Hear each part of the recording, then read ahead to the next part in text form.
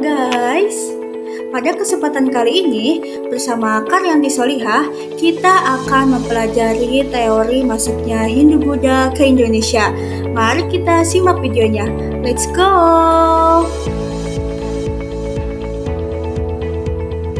Guys, kamu tahu nggak sih, kalau dahulu, jauh sebelum bangsa kolonial datang ke Nusantara, sudah ada orang-orang yang lebih dahulu sampai ke Nusantara. Orang-orang ini adalah para pedagang dari India dan Tiongkok. Melalui jalur perdagangan mereka lah, agama Hindu-Buddha masuk ke Indonesia. Kamu juga harus tahu, kalau masing-masing dari agama Hindu-Buddha melahirkan kerajaan-kerajaan besar di Nusantara.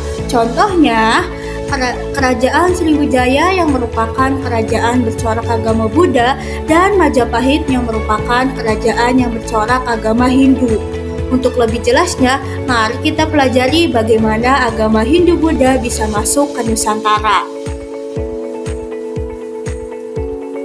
Yang pertama ada teori Brahmana. Teori Brahmana dikemukakan oleh J.C. Van Leer.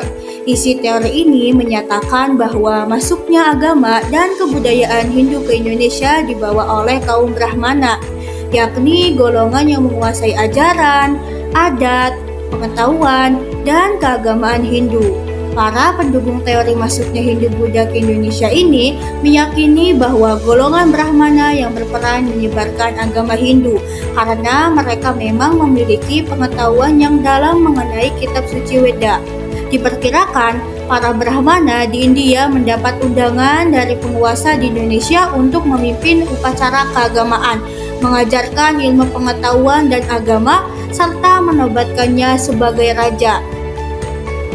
Brahmana adalah golongan yang paling tahu dan paham terkait ajaran agama Hindu. Penyebaran ajaran Hindu dapat dikatakan sebagai tugasnya. Selain bukti keakuratannya, ada juga yang membantah bahwa teori Brahmana tidak pas jika direlevasikan dengan penyebaran agama Hindu di Indonesia. Hal itu berkaitan dengan ajaran Hindu kuno yang menyebut bahwa kaum Brahmana dilarang untuk menyeberangi lautan dan meninggalkan tanah airnya. Yang kedua ada teori kesatria. Teori kesatria dikemukakan oleh F.D.K. Bosch. Tokoh dari teori kesatria meyakini bahwa agama Hindu-Buddha dibawa ke Indonesia oleh golongan kesatria, atau bangsawan dan prajurit.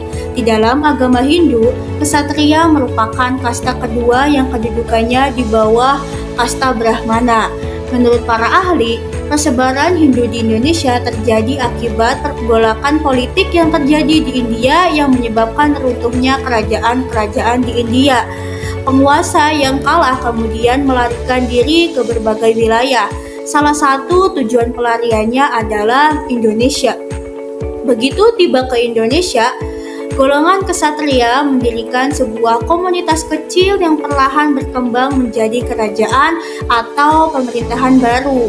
Mereka kemudian menyebarkan pengaruh dan budaya Hindu kepada masyarakat setempat. Pendapat lain mengatakan bahwa golongan kesatria melakukan penaklukan atau kolonialisasi di Indonesia sebelum akhirnya menyebarkan agama kepada para penduduk koloni. Selanjutnya ada teori Waisya. Teori Waisya dikemukakan oleh N.G. Krom. Menurut teori ini, agama Hindu-Buddha masuk ke Indonesia dibawa oleh pedagang dari India atau kasta Waisya. Dalam berdagang, para pedagang dari India bukan hanya membawa barang-barang dagangan, tetapi juga adat atau kebiasaan dari negaranya, termasuk ajaran agama. Selain disebarkan melalui hubungan dagang, agama Hindu-Buddha dapat disebarkan melalui pernikahan atau interaksi dengan penduduk setempat saat mereka bermukim untuk sementara waktu di Nusantara. Pasalnya, para pedagang yang sampai di Indonesia biasanya harus menunggu datangnya angin muson selama 6 bulan. Selama masa penantian itulah dapat terjadi perkawinan, pembentukan perkampungan yang membantu menyebarkan ajaran agama Hindu-Buddha. Dalam melakukan transaksi jual beli, para pedagang asal India yang juga membawa budayanya melakukan interaksi dengan masyarakat lokal. Interaksi yang berjalan dengan baik ini kemudian membuat lancar urusan bisnisnya. Dari situlah masyarakat mulai banyak yang tahu tentang ajaran agama Hindu dan kebudayaan-kebudayaannya. Secara perlahan, banyak masyarakat yang paham dan mulai mempelajari Hindu hingga kemudian menjadi pemeluk agama Hindu. Yang terakhir ada teori arus balik. Dalam teori ini dijelaskan bahwa masyarakat Indonesia tidak hanya menerima pengetahuan agama Hindu dari orang-orang yang datang, akan tetapi mereka juga aktif mengajar pengetahuan di tanah asal agama Hindu, yakni ke India.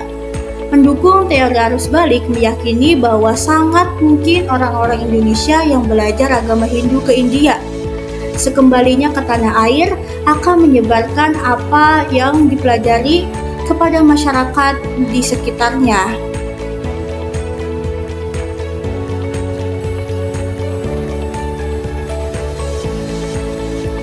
Bagaimana? Sudah tahu kan bagaimana proses serta teori-teori masuknya agama Hindu-Buddha ke Indonesia? Jadi kesimpulannya, bangsa India dan Tiongkok berperan besar terhadap perkembangan ajaran agama Hindu-Buddha di Indonesia. Demikian video pembelajaran tentang teori masuknya Hindu-Buddha ke Indonesia. Sampai jumpa di video pembelajaran lainnya. Bye-bye.